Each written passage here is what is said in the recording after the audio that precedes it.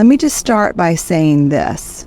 I don't believe in labeling people as evil lightly, but I do believe that there are patterns, deep, destructive patterns, that show up in people who cause profound harm.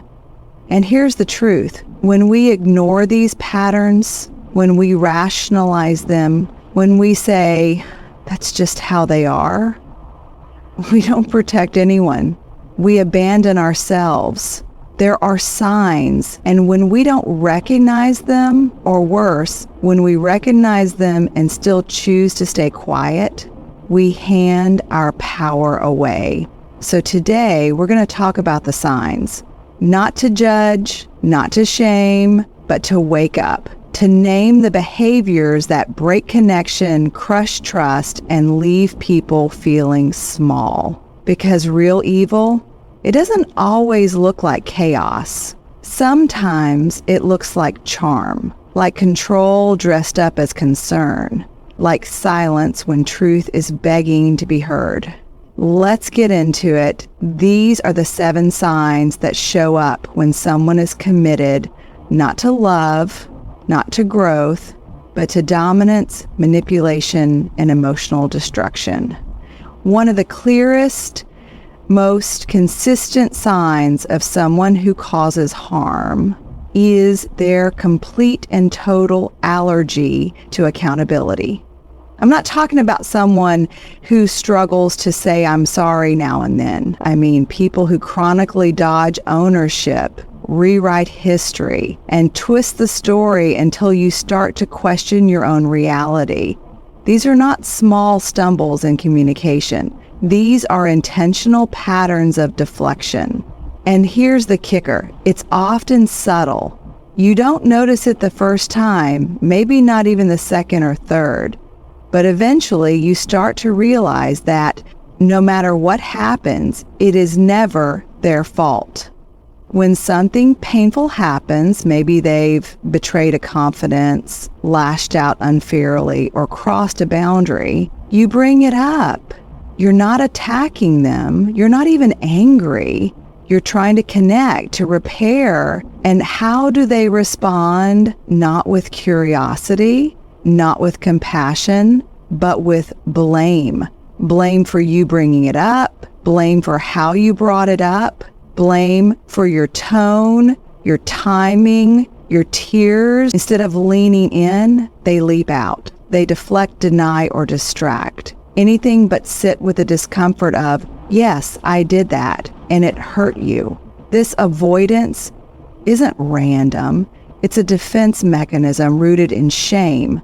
But in the hands of someone unwilling to grow, it becomes toxic. Accountability requires emotional maturity. It requires someone to sit in their own discomfort, to say, I got it wrong, without immediately sprinting to defensiveness. And for some people, that is absolutely unbearable. So they'll do anything to avoid it. They'll gaslight, they'll lie, they'll rewrite the narrative so skillfully that you start to doubt what you know. And over time, this erodes trust, not just in them, but in yourself. What makes this so dangerous is how it feels at first. These people can be incredibly convincing. They'll use just enough logic to make you pause. Well, if you hadn't said it like that, or I only reacted that way because you were already upset. You start rationalizing their behavior. You start softening your own instincts. You start carrying not just your feelings, but their accountability too. And let me be clear, that's not empathy. That's emotional labor you were never meant to hold. That's walking around with someone else's baggage strapped to your back. And here's the cost. When you're constantly dealing with someone who won't take responsibility, you begin to shrink. You start minimizing your needs. You question whether you're too much for bringing things up. You silence your voice. And that silence, that's the beginning of emotional disconnection. Not just from the relationship, but from yourself. People who avoid accountability don't just harm through what they do. They harm through what they refuse to do. Their inaction becomes the injury. Their silence becomes a scream. Now let's be real, nobody likes being called out. It's vulnerable, it's raw. I've studied shame for over 2 decades. Trust me, I get it.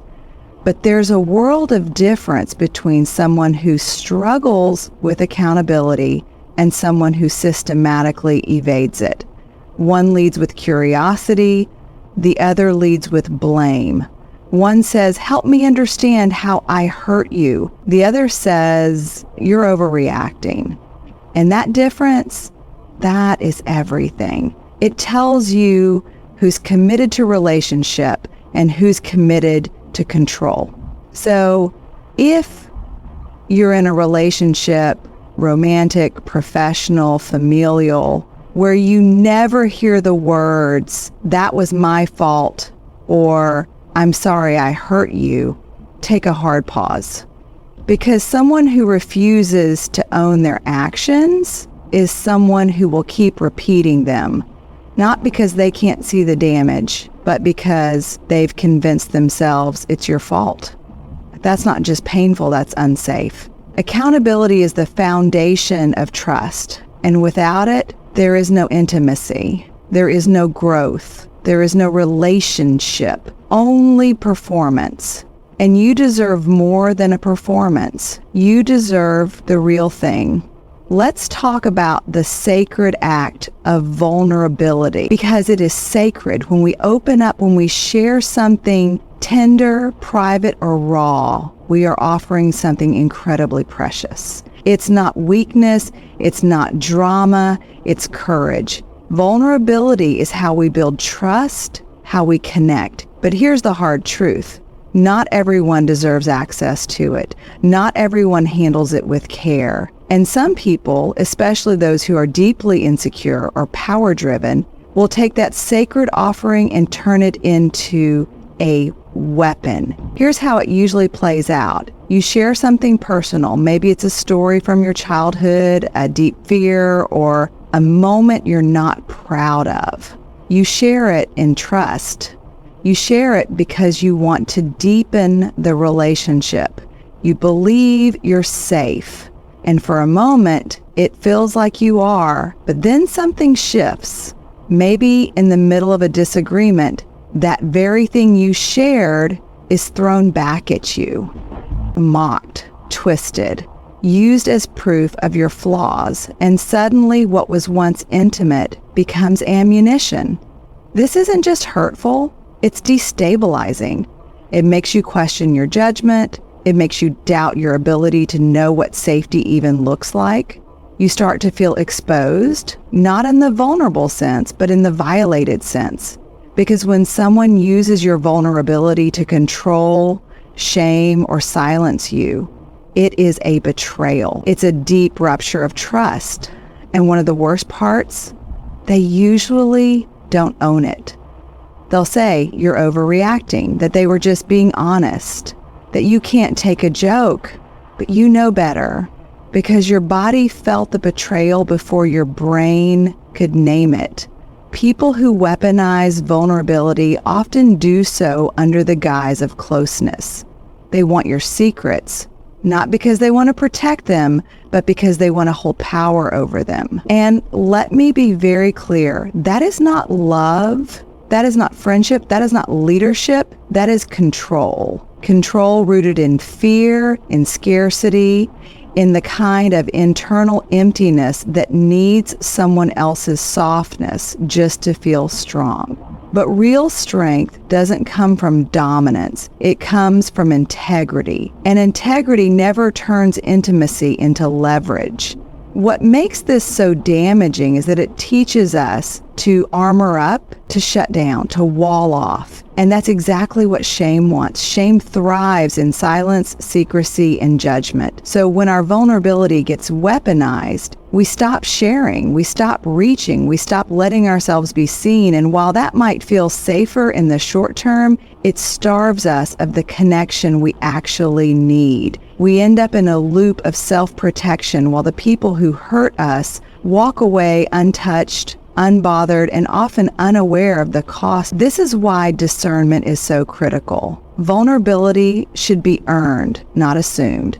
And that's not about being guarded. It's about being grounded. We can be open and kind and brave without handing our whole story to someone who's shown they'll twist it. This is where boundaries come in.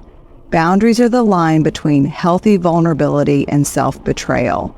They're how we say, I can be real with you, but only if you can hold that realness with care. If they can't, that's your cue not to shut down, but to step back. Because at the end of the day, vulnerability is not the problem. The misuse of it is. And when someone shows you that they can't hold your truth with kindness, when they take your pain and turn it into a punchline or a power play, you need to believe them. That moment of misuse isn't just a red flag, it's a declaration of how they handle power, trust, and love. And no matter how many apologies follow, no matter how many explanations they give, that moment matters.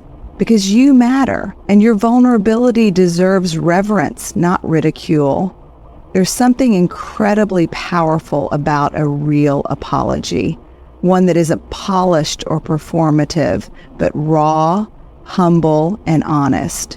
When someone says, I hurt you, I take responsibility, I'm sorry, it becomes a healing moment, not because it fixes everything, but because it acknowledges your reality. It says you matter and your pain matters. But here's the problem. Some people never offer that kind of repair. Instead, they deflect. They dance around accountability like it's lava. And the longer you're in relationship with them, the more you realize they don't do apologies. They do avoidance. Let's talk about the most common kind of deflection, the non-apology. You've probably heard it before. I'm sorry you feel that way. It sounds like an apology, right? But look closely. It's not. It's a way of sidestepping any personal ownership. They're not saying they did something wrong. They're saying you felt something, and they're vaguely sorry that your feelings exist. It's not about empathy. It's about evasion. They're not validating your experience. They're protecting their ego. And that kind of apology, it leaves you feeling more dismissed than seen. Another version, the reverse blame apology. It goes something like, I guess I'm just the worst then, or fine, I'm always the bad guy. On the surface, it might seem like they're owning something, but what they're actually doing is making it about them. They hijack the moment. Now you're the one comforting them while they spiral into martyr mode. This is not remorse.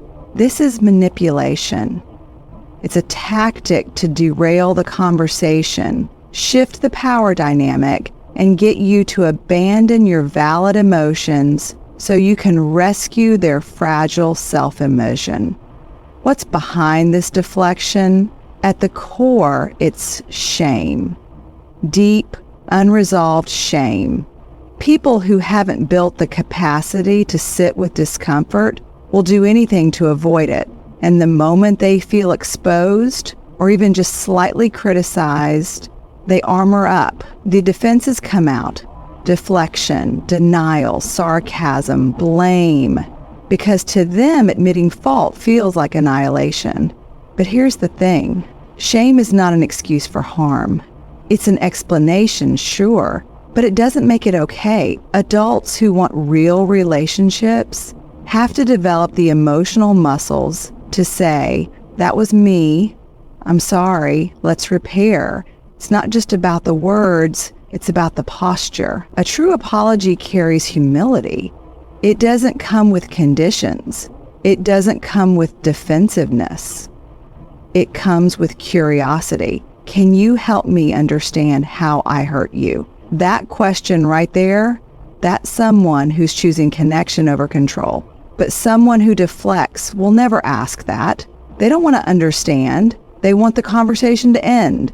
They want you to stop feeling, stop expressing, stop needing anything from them. Because for them, your pain is an inconvenience, not an invitation to grow.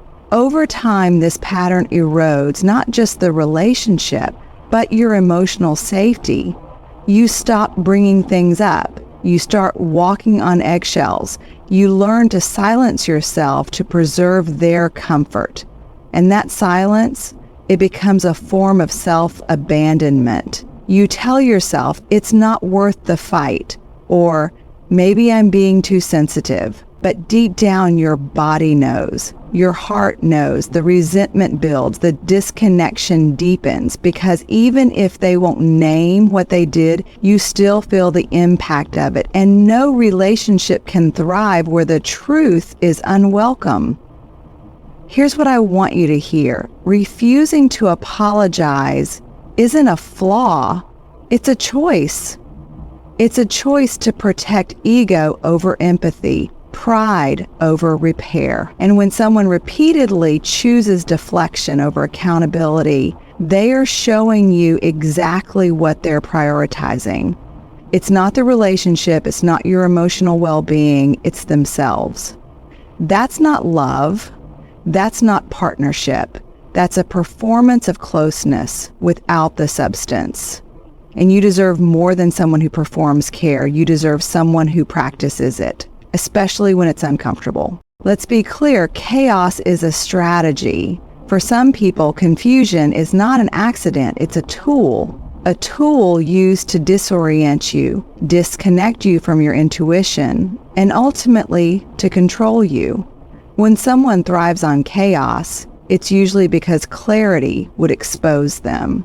Truth would reveal what they've done, how they've treated you, and what they've avoided owning. So instead, they stir the waters. They twist facts, shift blame, change stories, and leave you questioning everything, including yourself.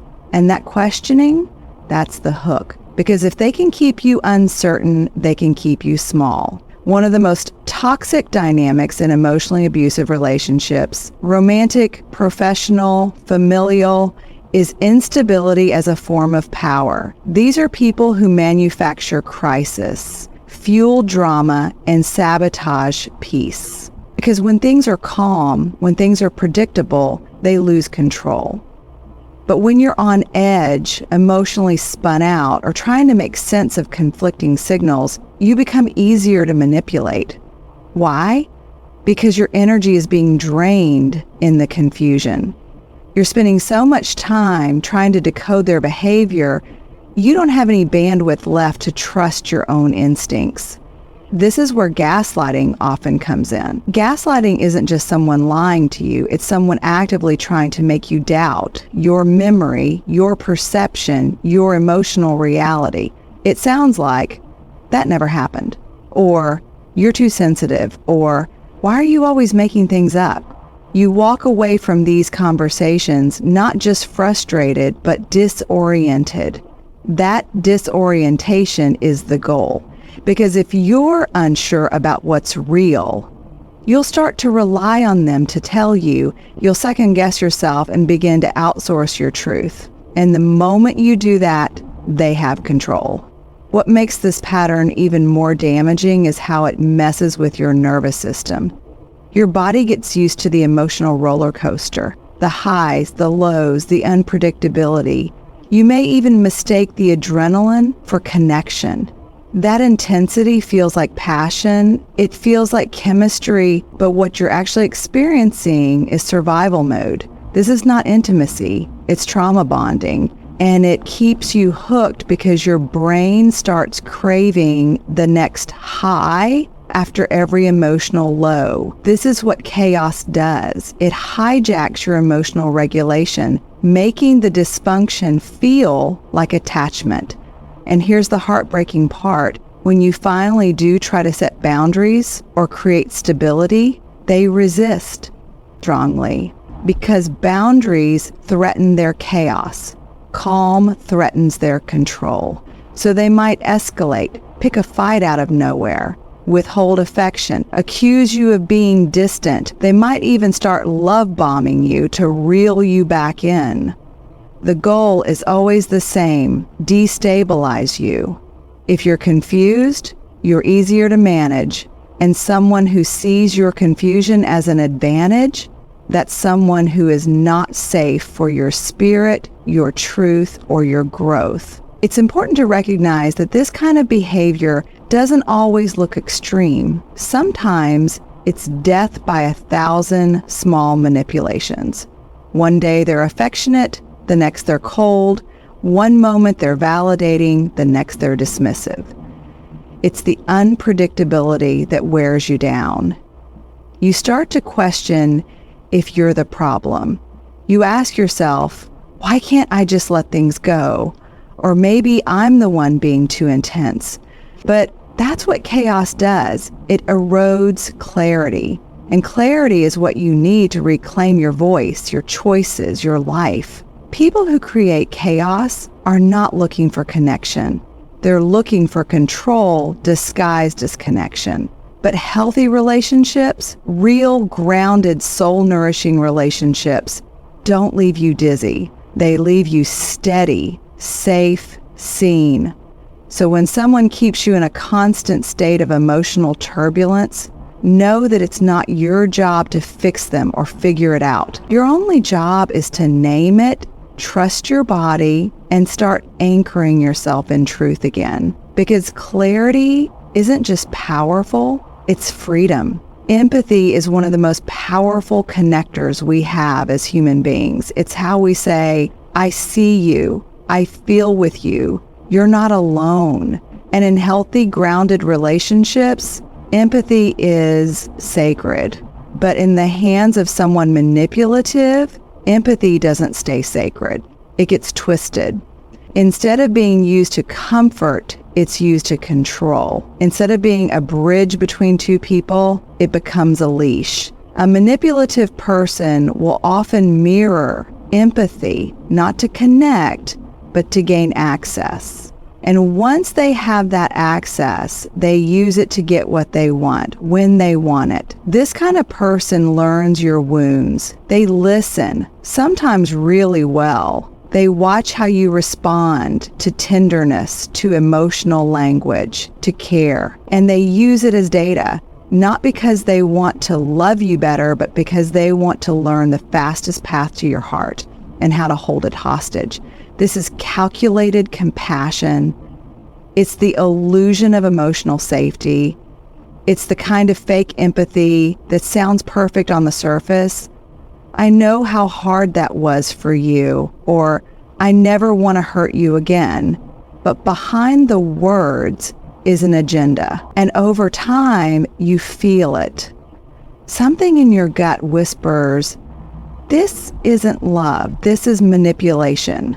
One of the most dangerous forms of this manipulation is when they use your empathy against you. They know you care. They know you're someone who feels deeply. So they play the victim. When they hurt you and you finally speak up, they flip the narrative. Suddenly they're in pain. Suddenly they're the one suffering. I've been through so much, they say. Or, I'm not perfect, okay? You have no idea what I've survived. And because you're wired for empathy, you soften. You put your anger aside. You make room for their story. And just like that, your pain gets benched, and their pain takes center stage. Let me be clear, pain doesn't excuse harm, ever. We can acknowledge someone's trauma, we can hold space for their wounds, but that doesn't mean we tolerate their abuse. Emotional maturity is knowing that two truths can exist at the same time. Yes, I see your pain, and yes, what you did was not okay. But a manipulative person doesn't want duality. They want dominance. They want your empathy to turn into silence. They want your compassion to become compliance. And over time, you find yourself prioritizing their healing over your own. What's even more dangerous is that you might start gaslighting yourself. You think, maybe I'm being too hard on them, or they didn't mean to hurt me. They're just hurting, and yes, sometimes that's true, but intent does not erase impact.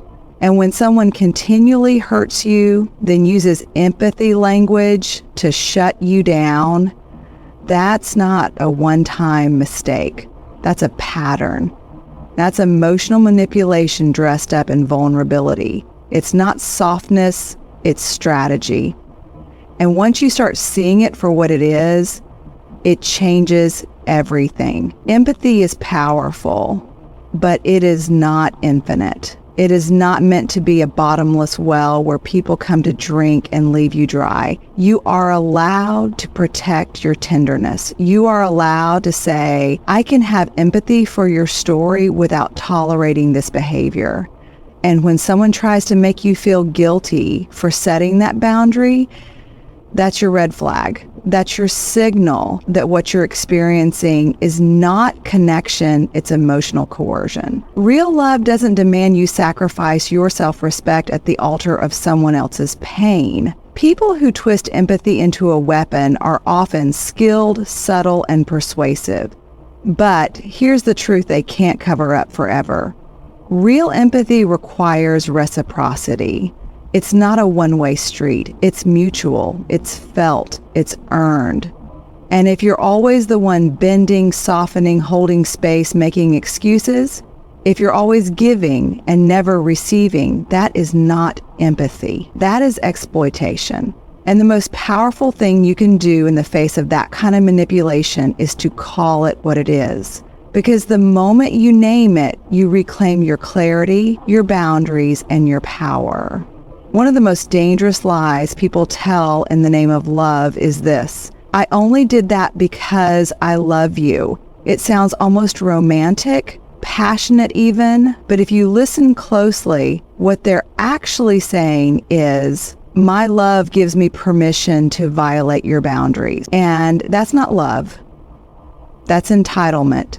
Real love honors limits. It sees boundaries not as rejection, but as clarity. But toxic people, especially those who crave power more than connection, will ignore boundaries over and over again, and then gaslight you into thinking their overstepping is proof of their care. Let's talk about what boundary crossing actually looks like. Because it's not always loud or dramatic. Sometimes it's as subtle as pushing past a no with a smile. Sometimes it's constant texting even after you've asked for space. Sometimes it's making decisions that affect your life without including you, because we're a team. These are violations wrapped in sweet language. But when someone repeatedly disregards your expressed limits, whether emotional, physical, mental, or spiritual, it's not about miscommunication. It's about control. They are testing your tolerance. And every time you let it slide, they push a little further. One of the reasons this manipulation works is because it taps into our desire to be loved, chosen, and understood. When someone says, I couldn't help it, I just love you so much, or I did it for us, it activates our empathy. We start to wonder if we're being too rigid, if we're overreacting. We start to equate discomfort with devotion. But love that ignores your needs isn't love. Love that needs you to shrink or override yourself isn't love. That's performance. That's possession. And you'll know it because it never quite feels safe to be your full self. There's this myth, especially in toxic relationships, that love has to be messy to be real. That if someone is jealous or over-involved or constantly testing your boundaries, it's just because they care so much. But here's the truth. Love that constantly needs to justify harm is not love. It's chaos. Real love isn't built on emotional turbulence. It's built on respect. And respect shows up in the quiet moments. When someone listens the first time you say no. When they don't need to be reminded where your lines are. When they ask instead of assume. People who weaponize love will often make you feel guilty for having boundaries in the first place. They'll say things like, "Why are you pushing me away?" Or, "You used to let me do that." They'll make you feel like you're the problem for having preferences, needs, and emotional non-negotiables. But boundaries are not walls. They're bridges. They are how we teach people to love us with care. And when someone refuses to respect your boundaries, they're not struggling with love. They're struggling with power. And that distinction matters because it reveals what they're truly after. Here's what makes this pattern especially confusing. Sometimes they'll respect your boundaries for a little while, just long enough to regain your trust, just long enough to convince you that things are changing. And then the moment you relax, the old behavior creeps back in. That's not growth. That's manipulation. Real growth isn't about doing the right thing just long enough to get what you want. It's about consistency. It's about taking responsibility when you mess up. It's about changing your behavior because you value the person, not because you fear losing control. If someone truly loves you, they won't use that love as a reason to overstep. They'll see it as a reason to honor your voice. They won't ask you to choose between your boundaries and their comfort, and they will never confuse closeness with ownership. Your boundaries are not burdens. They are the most sacred form of self-respect. And any love that asks you to abandon them isn't love. It's emotional colonization. Because here's the truth. Love without respect is just control wearing a mask. And your wholeness was never meant to be negotiated. Let me know when you're ready for the 7th key point or want this shaped into a YouTube script, short form reels, or something ready to record. The people who twist truth, manipulate empathy, weaponize chaos, and violate boundaries, they don't look like villains in the beginning. In fact, many of them are charming, articulate, even emotionally aware. But over time, what they truly lack is the one thing that makes real connection possible: accountability. And here's the deal. You don't owe your peace to anyone who profits from your confusion. You don't have to explain your boundaries 1,000 times. You don't have to prove your worth to someone who keeps distorting your reality. You don't have to stay in spaces where your soul feels starved just to keep the peace. Love isn't meant to hurt you, drain you, or gaslight you into silence. Love doesn't walk through your boundaries. It knocks, it listens, and it waits for permission. So if you've seen these signs, if you've felt that tightness in your chest, that quiet voice inside saying, "This isn't love, this is control," listen to it. That voice is your wisdom. That voice is your truth. And trusting it is not just brave, it's transformational. Because the most powerful thing you can do in the face of manipulation is this: name it, walk away from it, and never apologize for choosing your own healing. You are worthy of relationships rooted in respect, empathy, and honesty. Anything less isn't love, it's a performance. And you were born for the real thing.